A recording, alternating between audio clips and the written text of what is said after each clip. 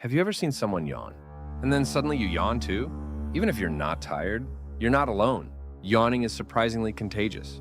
But why? Scientists believe it's not about being sleepy, it's about connection. When you see someone yawn, your brain responds through something called mirror neurons. These neurons copy what others do. It's the same reason why we flinch when we see someone get hurt. Yawning may also be linked to empathy.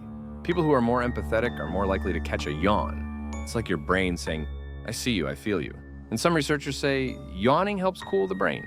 So if your brain sees another brain cooling off, it wants to do the same. So next time you catch a yawn, don't just blame it on boredom. You might just be showing that you're human.